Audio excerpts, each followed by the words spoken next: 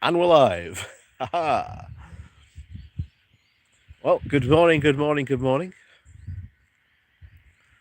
It's well, I don't know. I don't know how to describe this morning. As you can see, it's very, very overcast, if anything. And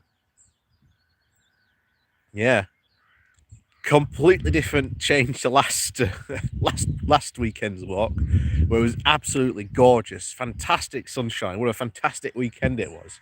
And now here we are here with overcast clouds. I'm back in. I've got my jumper on. I've even got my even got my jeans back on because it's not that warm, to be honest. Oh, good morning, good morning. Welcome, welcome, welcome. We've got Mitch. We've got Marius. We've got Stuart. We've got Hank. Good morning to you all.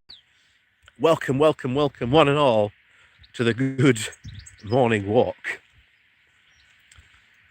And of course, oh, hello from Australia.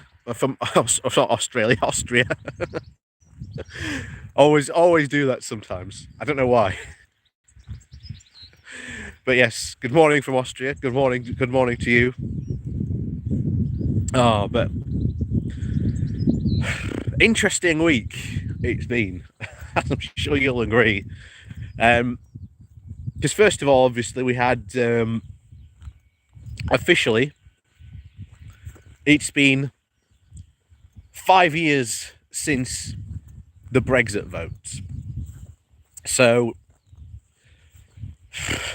a lot of stuff this week, mainly the Brexiteers trying to convince everyone that Brexit is somehow going okay.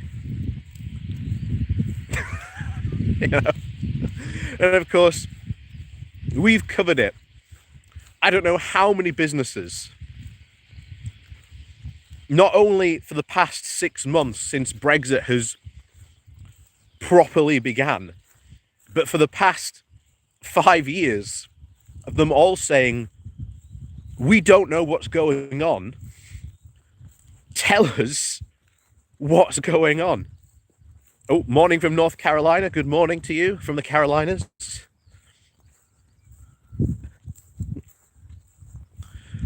So they've had no idea what to do. And then at Christmas, oh, morning from Dusseldorf. Good morning to you. Oh, guten Morgen. I did German in year 11, but that's about as much as I can remember from my German. In fact, the much as I can remember is guten Morgen. Mein Name ist Bola Hatman. Wo wohnst du? Est Barnsley? I think that's how you say your name and where you're from. I think. Again, that's me reaching back to my teenage years, trying to remember.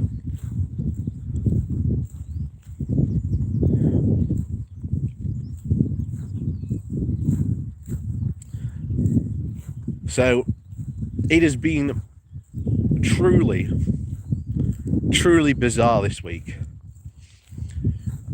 Oh. Oh. Nice pair of Labradors there.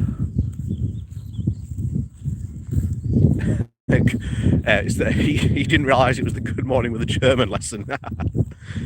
That's literally the only German I can remember. And I've always been very bad at languages, but I think if I was taught a different way, again because of my dyslexia, I think I would have been better at languages. Or I might have been able to learn a language. It's really weird. But like I say, I do wish I could speak a second language, but it's not always the same. Morning.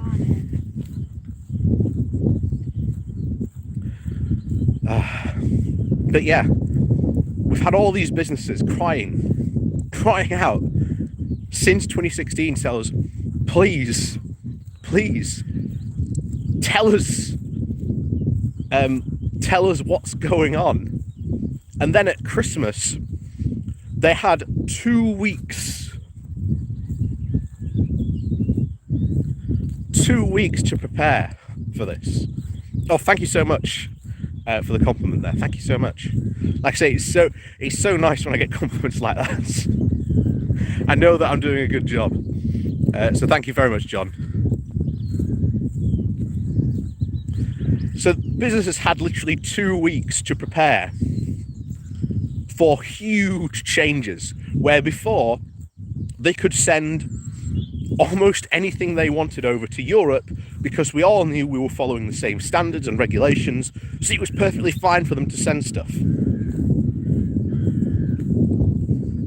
And now we've got so many businesses that are completely screwed through this. I mean, there was a very interesting report by, I think it was a local chamber down in Sussex, and about 60% of respondents to it basically said they were prepared to up sticks and move to the continent. 60% of businesses. And that's not large businesses, because overall it's the large and international businesses that are not going to be overly affected by this. It was always going to be the medium to small businesses that were always going to be affected by this. And they're the ones who are going to be suffering the most out of all of this. And that is exactly what we are seeing, to the point where we've literally got businesses saying, who used to trade very freely with Europe, now saying, well, we might not exist in a year's time, or I might have to downsize and downscale my company, which will lead to job losses. And then you've got other companies like that in that survey who are just like, well, I'm just going to move to Europe. And again, that's job losses. And this very, very slow drumbeat that we hear from businesses, I think will get louder. Yeah, Phil's right on that. Trade has gone down significantly. And we've always said it before. Oh yeah, especially between Northern Ireland and the UK. And not only just Northern Ireland, but Ireland itself.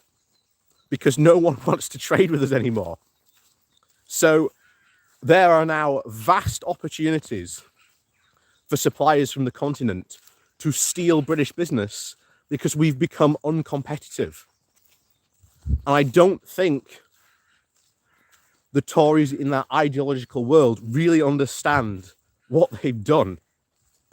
And I still think that it's not going to be very clear, partly because of the pandemic, of the true state of Brexit for at least 3 to 4 years' time. Maybe then we'll start to get an even bigger economic impact of just what Brexit has actually done. Because a part of this is going to be so difficult to discern what is damage from the coronavirus to what is, damage from Brexit. It's going to be really difficult for economists to try and split that out. And at least for, this year, potentially next year, we don't know. So I was planning, to be honest, for today to be an anniversary special of Brexit. But really, other than Brexiteers come out and say, oh, Brexit's going fine, it's all going well. Like I say, if you saw the live stream we did last Wednesday evening, and we went through GB News, and you had one of the hosts saying how oh, it's fantastic, we can put all this extra money into the, R&D, and we can invest in all these new technologies. Well, hold on for a second, because the Tories slashed funding to research and development grants. They got rid of the subsidies that would help companies to do research and development. And what happened was that ever since pretty much the Tories came to power, all these companies that wanted that type of grants or money or access to that, even universities, had to rely more on the EU's research money.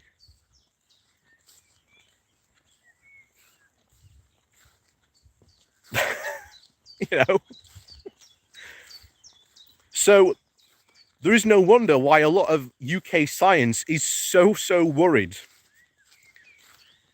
that the UK is going to be damaged even more scientifically.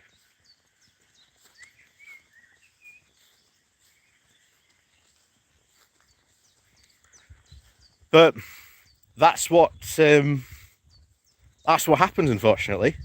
When the Tories continue to follow this ideological bent they've got, reality be damned, they're following this fantasy. And until at least some of the more moderate Tories can retake control of the parliamentary party, we ain't going to see any sense coming from the Conservative Party for at least a while. But as I said on my video on Friday, the cracks that are in the Tory party between the free market fundamentalists and those that like regulation, those that, offer woke culture or global Britain, and then they've also got the level up, which is completely at odds with the global Britain idea. There's so many cracks and fissures of where currently the Boris Johnson wallpaper looks as on the surface as if they are very united. And there will come a time, trust me, there will come a time where these days of Boris Johnson's absolute supremacy will seem like a very, very far gone dream. Because when the Tories fight, and they will fight,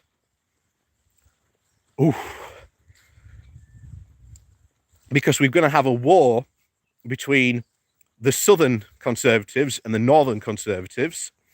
We're going to have a war between those who are very... Oh, thank you very much there, Zig. Thank you very much for the support. We're going to have a war between those who are fiscally conservative and those that want to spend more money to help us get out of this mess that we're in, to help us recover from the coronavirus. There's going to be those that want to introduce more protection and regulations into the party versus those that want to get rid of protections and regulations completely. So the fight's there. And trust me, these sides are gearing up to go to war. And when it happens, the chasm that will open will swallow Boris Johnson whole. Because remember, Margaret Thatcher, before she was taken down, seemed completely untouchable and completely invincible. And yet, one speech from a guy who stood up and said that her cabinet was awful and that he felt bullied took down Margaret Thatcher. So we'll have to see. But yes, before we jump into Matt Hancock, like someone else did, I want to cover George Galloway because, oh my God, oh my word, I hate George Galloway. I really, really do hate George Galloway. The man he has a hatred for Labour in total. But again, that's part of his whole shtick. Because George Galloway internal idea, his entire methodology was, first of all, that he was far more important and crucial to the Labour Party than he actually was. Again, he was never had a cabinet position, never had anything really too important. But not according to him. He was like the key linchpin that held Labour all together. And again, delusions of grandeur. And he was kicked out of the Tory party through some conspiracy. Again, even though he's not, it's very clear why he was kicked out. Oh, thank you very much, Nico. Good morning to you.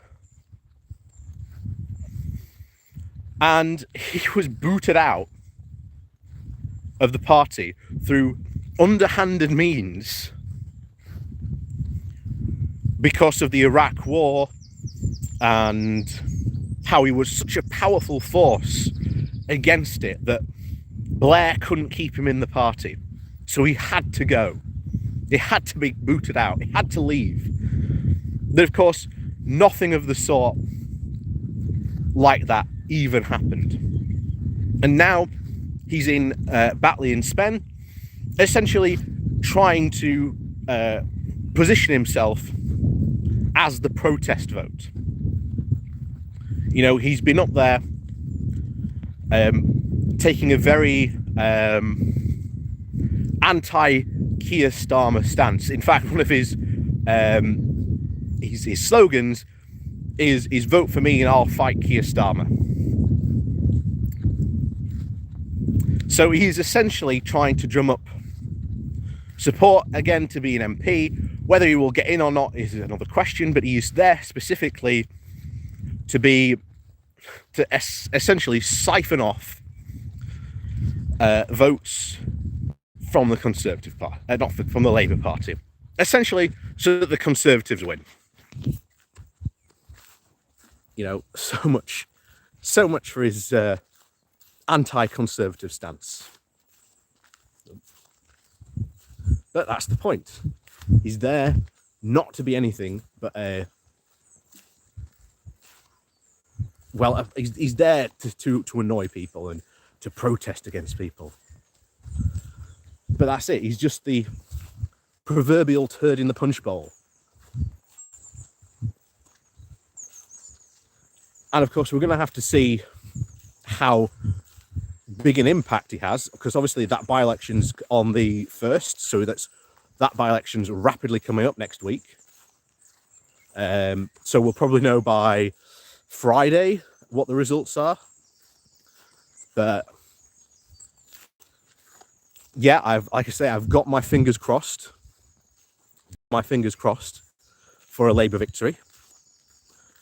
And like I say, if he loses, we'll have to have that conversation, I think, of what Starmer does or how he responds to this or what he's got to do or even how tenable his position is, and would it be a good idea essentially for him to go?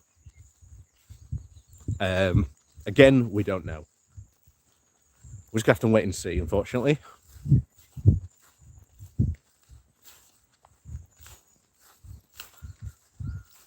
But like I say, we're just going to have our fingers crossed and hope that Labour do win this. If not, there's going to be some more rumblings in the Labour Party. I'll tell you that now. But the other reason why we're talking about George Galloway is, again, he's an absolute lunatic. He organised yesterday a protest against the Labour supporter. Now you think, protest against Labour supporter, nothing too big, right? No. Instead, what he did was he organised a protest by a group of very, very religious fundamentalists, is the best way to describe them, who were we decided to go and have a conversation and go and have a talk with the Labour candidate, who was obviously Joe Cox's sister. And essentially, rather than have a conversation, they just started shouting at her if she thought it was acceptable or okay for Muslim children to be taught about LGBT issues. And of course, if you've kept news about this, this comes from, again, last year, where essentially a school was teaching, LGBT issues, which again is a good thing, by the way. This should be taught in schools, because not only is it good for LGBT youth, but it's also good for students who are non-LGBT as well. Because it turns out, if you teach people about LGBT issues and so on, they don't tend to be so homophobic, because they know about the issues that, so this is a good thing. This is a good thing for societal good. But again, these fundamentalists, Muslim fundamentalists, unfortunately, went hard on this. And unfortunately, the right wing really took this issue to task.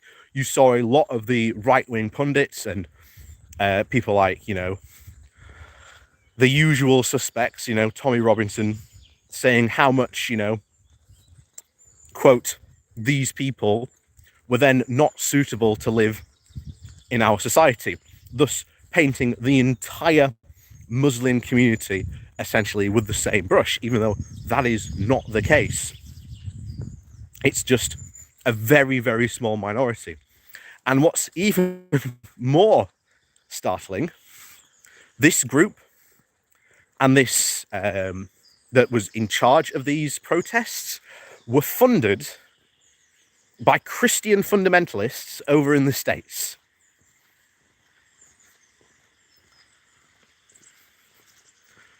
So, and of course, who then basically set up this ambush, who was then there to film it and reap the rewards, and then do a live stream that the Labour candidate was not wanting to engage with the local community, was none other than George Galloway. So this guy has aligned himself with some very, very anti-gay groups. And again, if you're in Batley and Spen, you should not be voting for this guy, even as a protest vote. If you are determined that you are going to protest vote, just don't vote at all. Just don't vote for George Galloway, because this guy should get no votes in a real world, but unfortunately, he will get some, and unfortunately, he will act as a siphon to siphon off some Labour votes. Potentially, unfortunately, setting up a situation where Labour could lose and the Conservatives could get in. Because as we've seen from a lot of the elections before, the majority that the Conservatives have, and a lot of these seats, is very small indeed. So we've got that to worry about. But again, we'll cover that when that happens. Ultimately, like I say, I've got my fingers crossed, but we'll have to see. Oh. So anyway,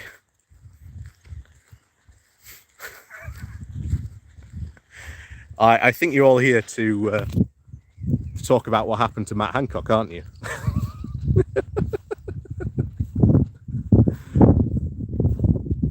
I think that's why you're all here.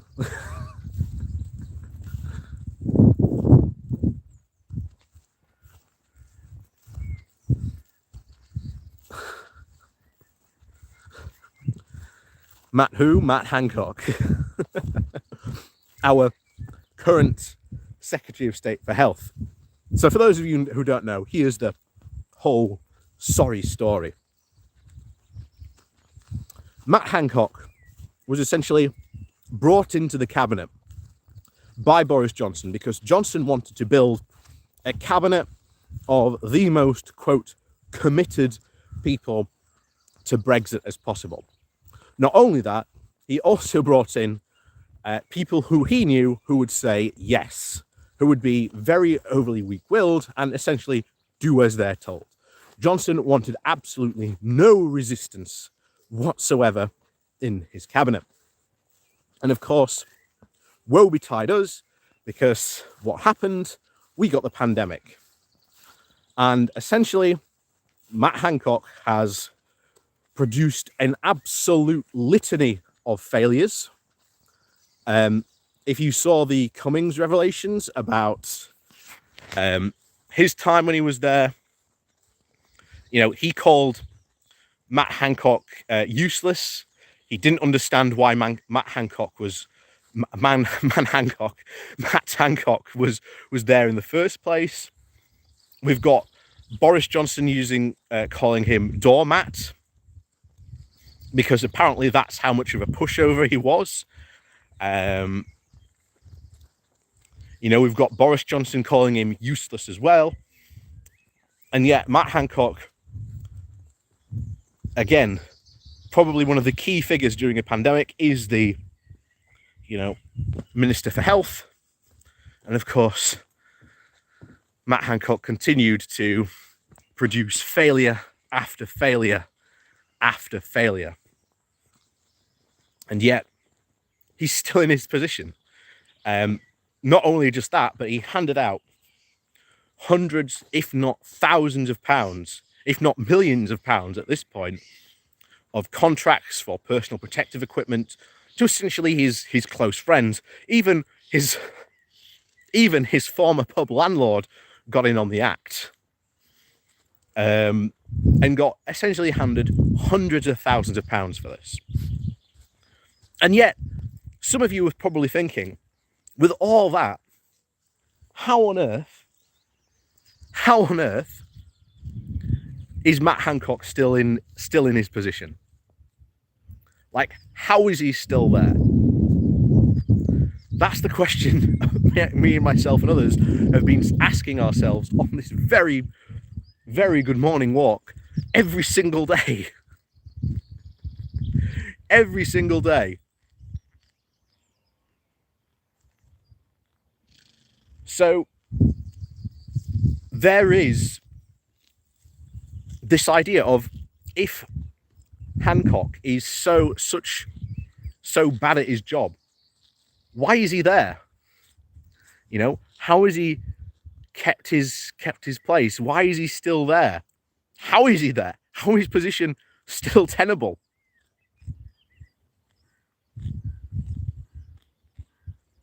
But he is still there.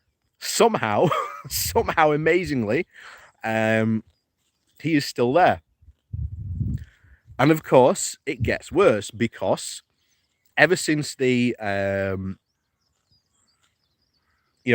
Cummings revelations, and of course now that there is an actual coronavirus investigation, to which Matt Hancock will play a significant part in this, he will be briefed daily when it gets round to questioning him, especially on the PPE contract side as well. I think a lot of people are desperate. Oh, we've got a little Foley here. I think a lot of people are desperate to try and get him out as quickly as possible. There you go. So there's a lot of people in the Conservative Party who are desperate to get him out. There you go. I've covered our pony selection for today as well.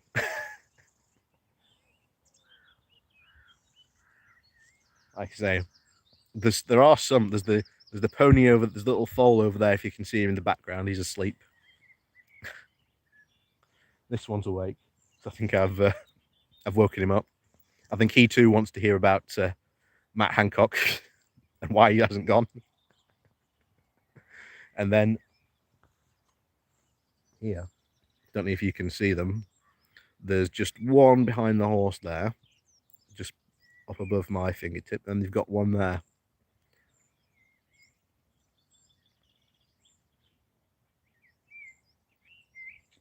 Well, it is morning for them. It is early morning for them, early doors.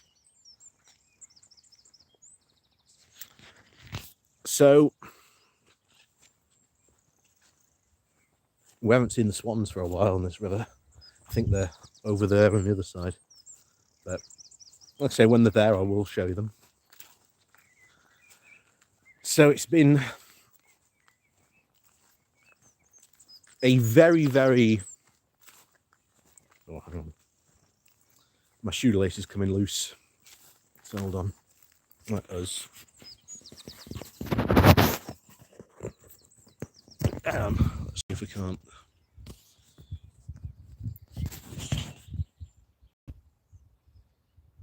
There.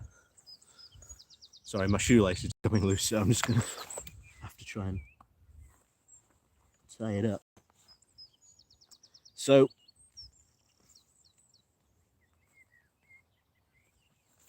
well,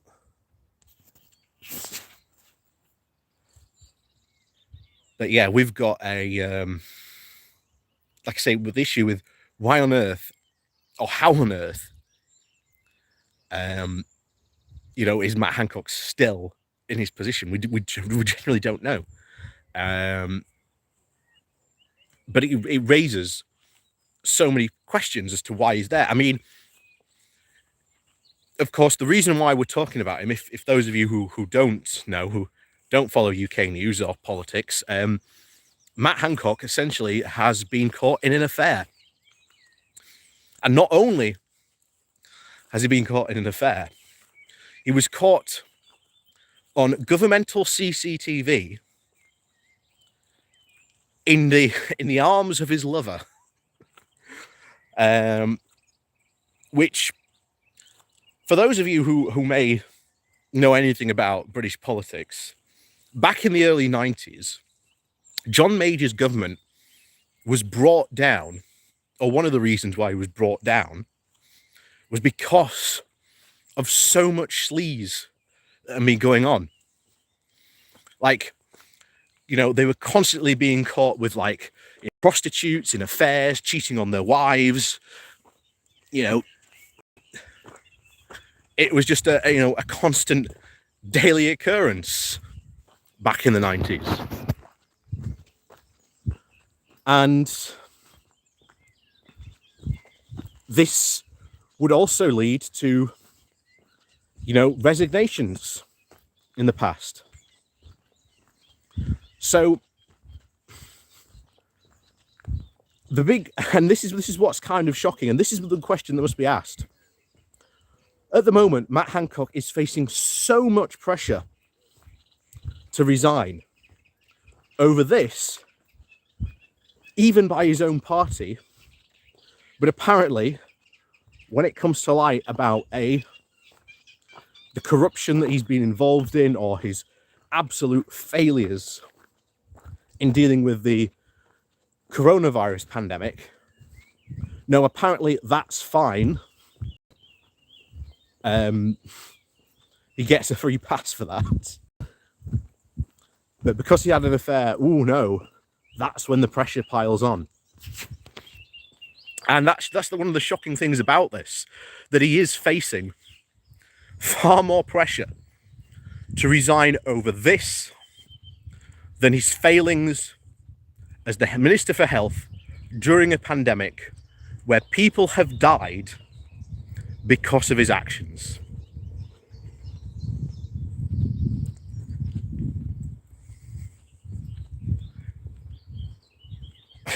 I mean, it's truly shocking. It's so bizarre that he's got far more pressure over that than anything else. Anything else you could think of.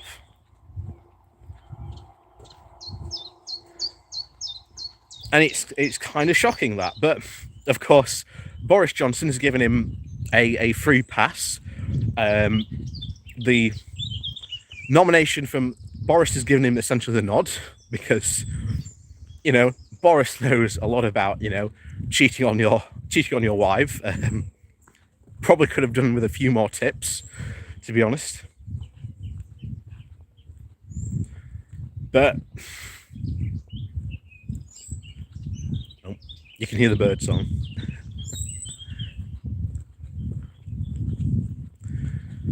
But that's the bizarre situation that we are in, that Matt Hancock is facing far more pressure to resign over an affair than his abject failings in his job. And of course, Boris Johnson has said he considers the matter closed. So will he resign? We don't know. But of course, this goes even deeper. Because surprise, surprise, the person who's had an affair with, appointed to the special ministerial status, will not be surprised that her relations and people that she's connected with have received, shall we say, coronavirus contracts money. You know, hold your shock. I know that's shocking, but there you go. And of course, the accusations once again of it being a chumocracy are coming out again. And, you know, I've said that, you know, the Good Law Project has been doing some absolutely fantastic work recently, exposing the amount of length and depth that this, you know, contracts have gone on for. So it really has been a significant challenge for Hancock at this time, but he's been still there through all that nonsense, and yet he's facing far more pressure to resign over this than those scandals. So we'll go this way today. Just there we go. But yeah, we'll get into Matt Hancock again in a bit, because there's still questions to be asked about this. But we are halfway through, so thank you very much for everyone for watching.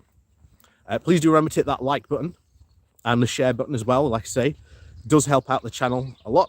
And if you like to support the channel another way, there are links down below to my Patreon page, as well as a one-off donation link called Buy Me Coffee, where you can, well, buy me coffee. Like I say, thank you very much to all the people who do support me, and thank you so much to the people who have given me super chats today as well. Nope, there's one just went flying past there.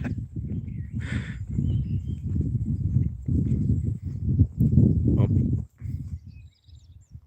So Irim, thank you very much for your support there.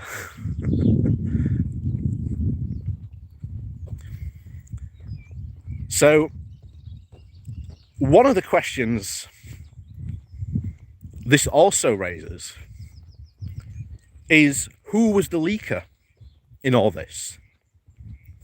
Because that's the interesting theories that have come out today. Because it was only the Sun newspaper that published this. They were the ones who got their hands on it. So we have to ask the question, who leaked this and why did they leak this? Now, I think the who can be answered by the why, but it's really hard to understand. I've seen someone already say, oh, it's Dominic Cummings. Glasgow Kiss in, yeah, Cummings. I'm not too sure. I think, again, it could be Cummings. because again, everyone's seen his hatred of Matt Hancock, but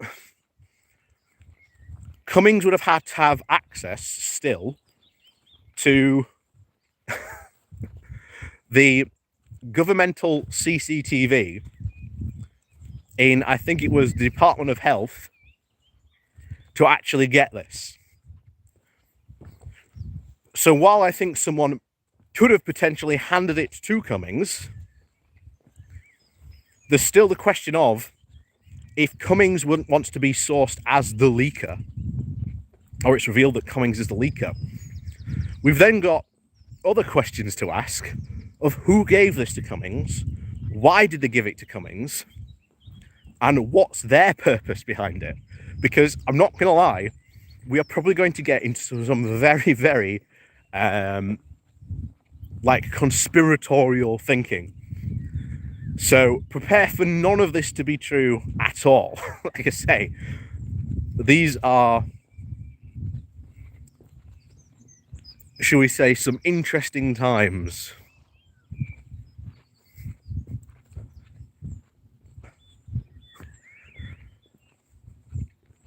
Because I think it's not so much focusing on who the leaker was, who the leaker was.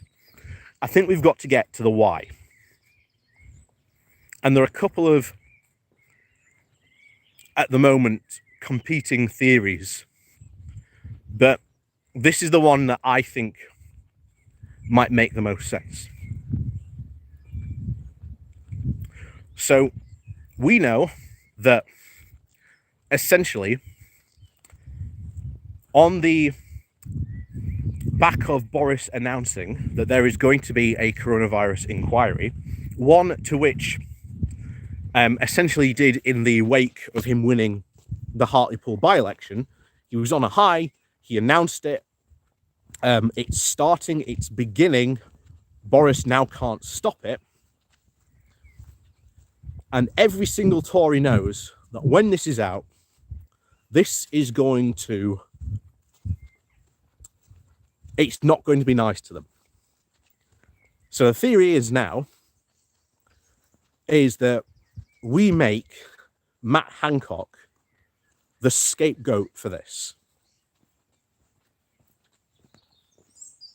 So we place all the blame onto Matt Hancock, and Boris comes out of it with,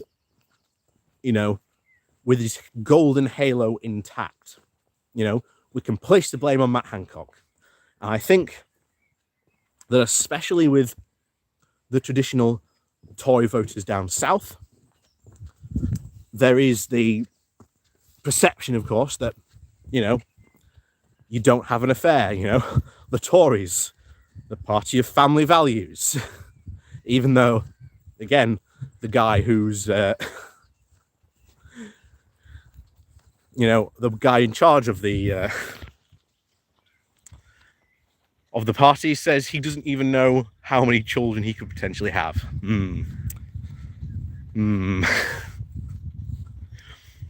So the idea could be that potentially this has been leaked to try and essentially establish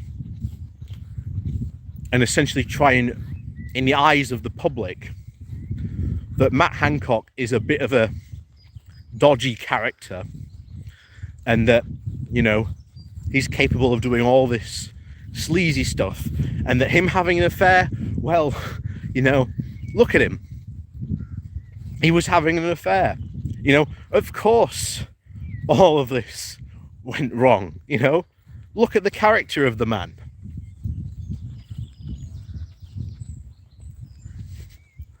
So, essentially now, the seeds have been planted, in my opinion, and I think a couple of other people have been saying this as well, that Matt Hancock is being set up as the fall guy for Boris, essentially. He's going to be sacrificed, not only just for Boris, but for the greater good of the Conservative Party. I think that theory has merit. I think out of all the theories that I've heard, I think that one is definitely probably the most likely and politically likely to happen. Like I say, we'll have to see what happens, especially this weekend. But what's interesting, of course, is, and I will say this now, if Matt Hancock gets betrayed and he gets pushed out, do you think potentially Matt Hancock will then turn heel on Boris? I know that might sound strange, but it was a guy called Geoffrey Howe who politically no one knew who he was. Everyone knew he was a cabinet member and he was in the cabinet, but he had done nothing political ever. You know, he was very much underneath the cover, and yet obviously it was him getting up in Parliament and doing what he did with his speech that started the downfall of Margaret Thatcher.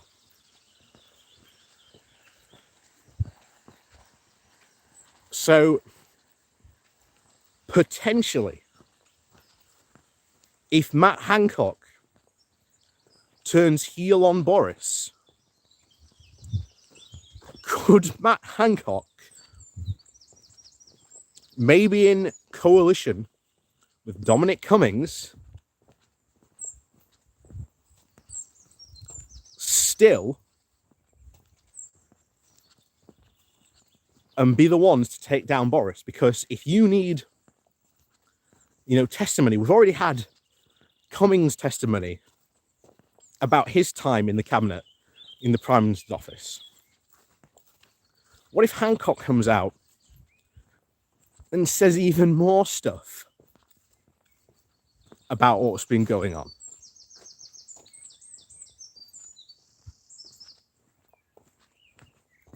I know someone's saying about Matt Hancock being at the start of his, political career. Why would he do this? Well, he'd be doing this to save his own skin.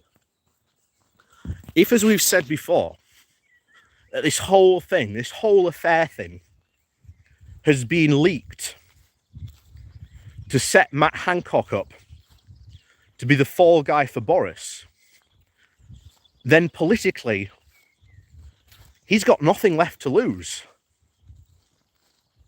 Because if he's going to be the fall guy for Boris and this whole coronavirus nonsense, then effectively his political career is over.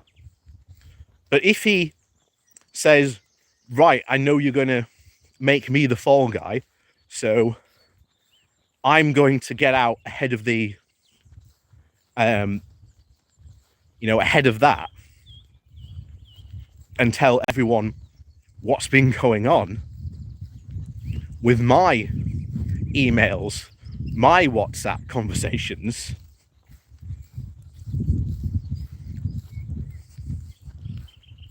then potentially, yes, his career might be damaged in some way,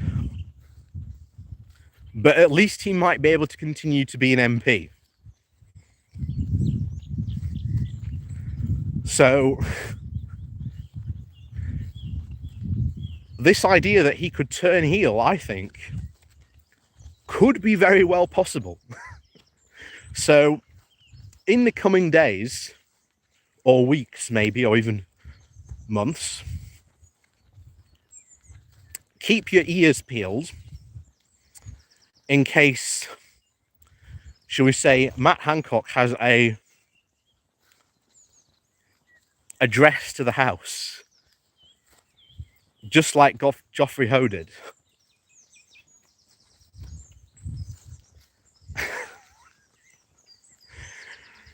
because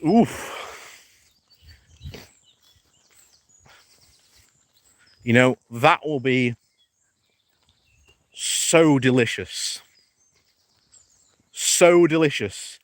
if Hancock turns heel on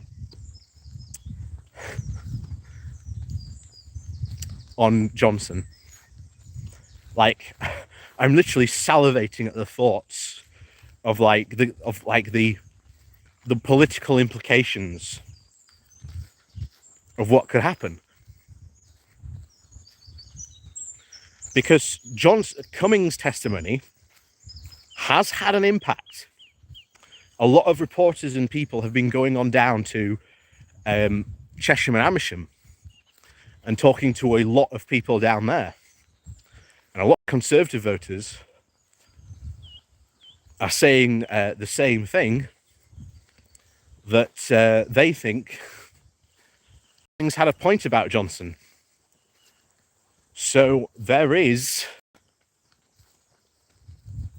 political damage to do, and still to do. And like I say, I've said it a couple of times recently, but I still think that the political landscape of the UK and the electoral map is still very, very much in a state of upheaval.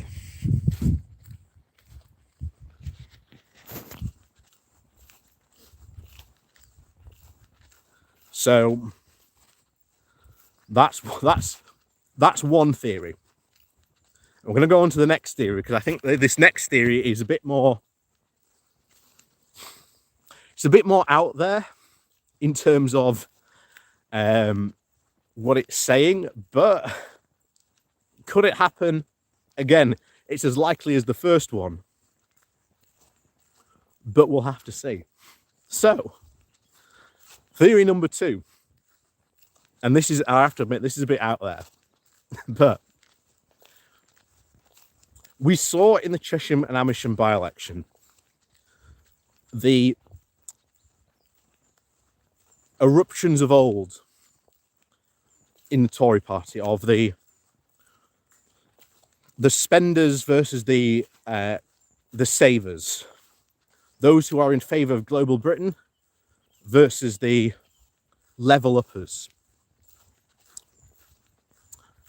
And in the Chesham and Amersham by-election, a lot of people have said to, again, reporters and people since then, that the infighting at that by-election that they saw between a candidate and constituents, to them, was very unnerving. And now we've got an interesting point, because if that was their loss, has this loss emboldened certain sections of the Conservative Party who have essentially been shut out of power by Johnson and his free market fundamentalists, knowing full well that there aren't enough goodies, shall we say, to go around and reward all the the Tory, the Tory boys and girls. So this is going to upset quite a lot of them, that they haven't been rewarded with, cabinet positions or seats on inquiries and stuff like that. There isn't enough stuff to go around. And we've said before that if you look back historically, it tends to be the nobles who start civil wars. And very often, civil wars start and occur very much on the successful conquest or acquisition of lands. And we saw that especially in the lead up to the Wars of the Roses, and even the Civil War itself. And again, there are other, historical examples you can point to. So the theory that it is a bit out there, but This theory goes that this is merely an opening salvo in what is potentially all-out Tory civil war.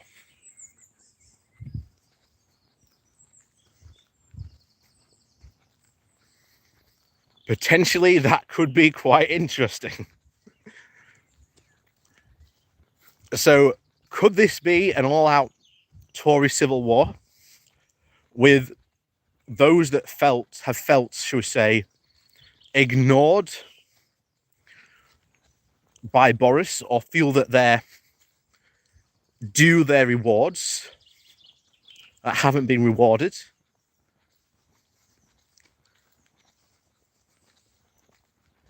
You know, I've said it a lot before that Boris is really walking a tightrope between his new northern MPs and the needs of their constituents to what they know will keep them elected versus his southern MPs. And like I say, at the next election, there is enough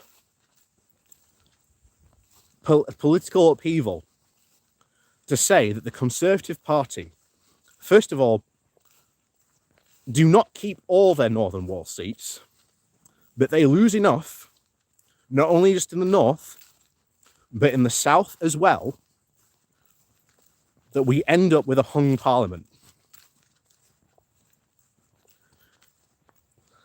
And again, this position is quite interesting because obviously the next general election is 3 years away now. And no one ever commits to this type of political action or political infighting before an election. So knowing that the next election's 3 years away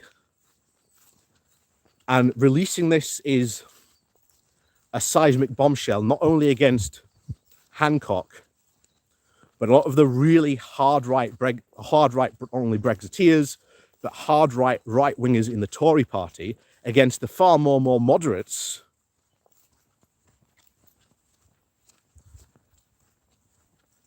Could this be but an opening salvo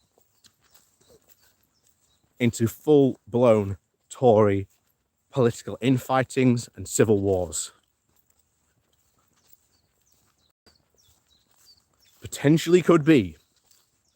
Like I've said many times before, the Tory party on the surface appears to be, united behind Boris, but in reality, Boris is but the wallpaper over a tiny crack. And when these divisions and different ideologies and competing interests in the party fight, which they always do, again, this is one of the things that led to Cameron calling the Brexit referendum, was to try and seal this crack up for good. Didn't work out that way.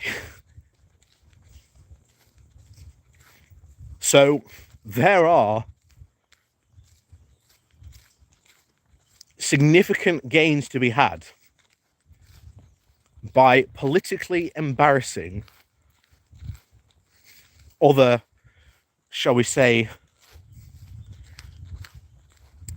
big Tories at the moment. So do not be surprised if we get something else in the next couple of weeks, because it's possible. And like I say, the big thing about this is that this came from governmental CCTV. This wasn't a paparazzi like it was back in the day, or, a sting operation set up by the press to embarrass an MP. This was departmental government CCTV. And someone wants to get rid of Hancock, because there's no way this would have come out otherwise. So I know a lot of people have said Cummings, but I think it's someone in the Tory party. The question is who? And we may never know the answer to this. We may never know the answer to this. But if the second theory holds up, then I think we could be in for a couple of interesting weeks.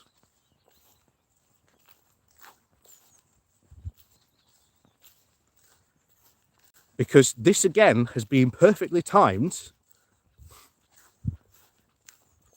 You know, next week there's a by-election.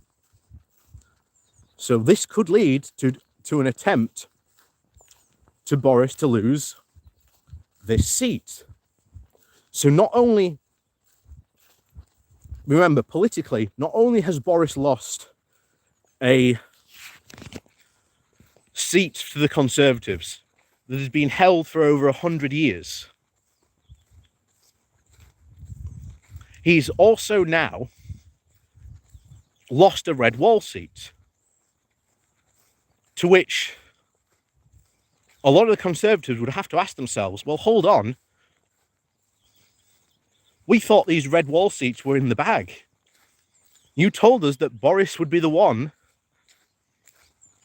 to win us those seats.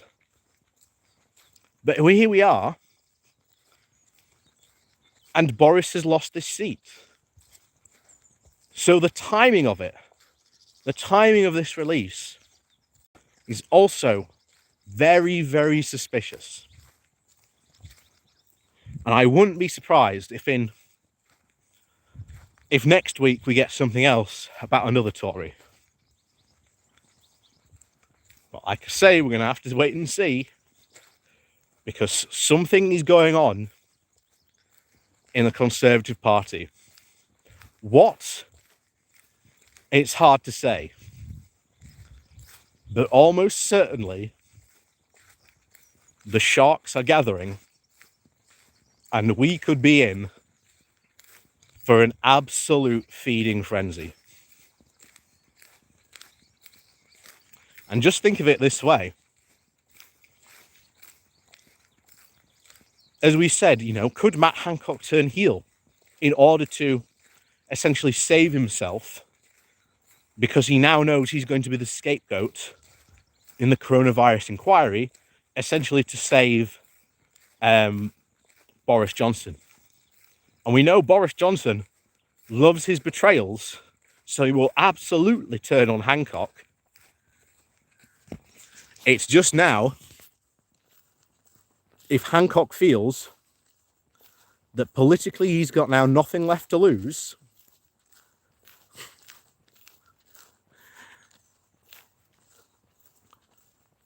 there's something going on in the Tory party. What? I couldn't tell you. We can only speculate at this moment in time. But those two theories about, you know, this being leaked by someone in the Tory party, I think is correct. And it's just what the potential ramifications this might be. And they say that a week is indeed a long time in politics. So next week could be very interesting. This time next week on the Good Morning Walk, we could be in a situation where we are saying that Boris Johnson's position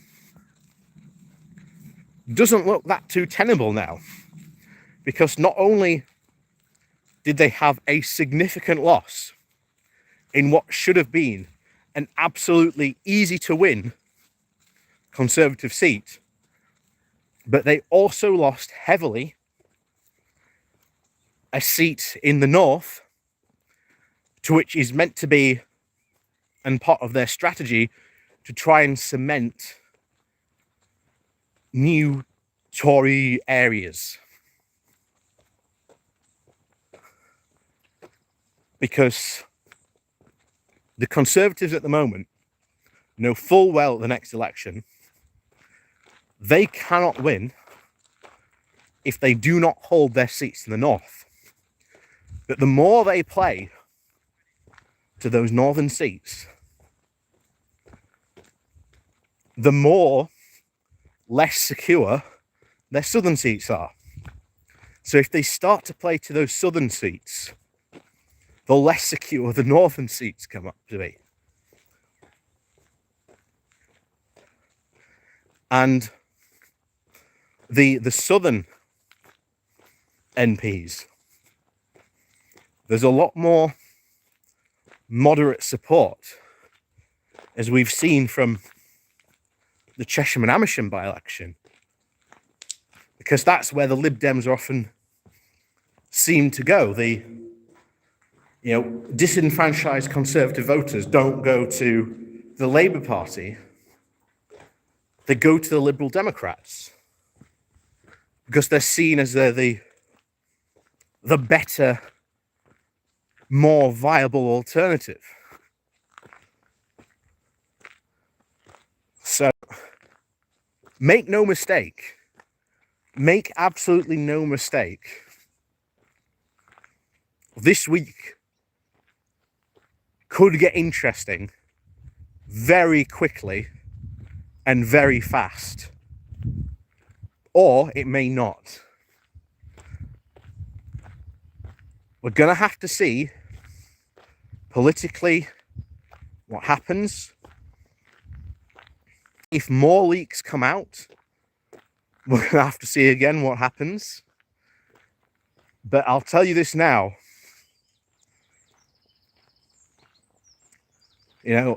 What's the Shakespeare quote? There's something rotten in the state of Denmark. From Hamlet, I think it was. Well, there's something rotten in the Conservative Party. And for the first time in a while, it's not Boris Johnson where that stink is coming from. Something is going on in the Conservative Party. What I cannot say, I can only speculate. But there's something going on. And this could end up, like I say, in potential full-blown Tory infighting, the likes of which we have not seen. So things could get interesting. Things could get interesting very, very quickly. So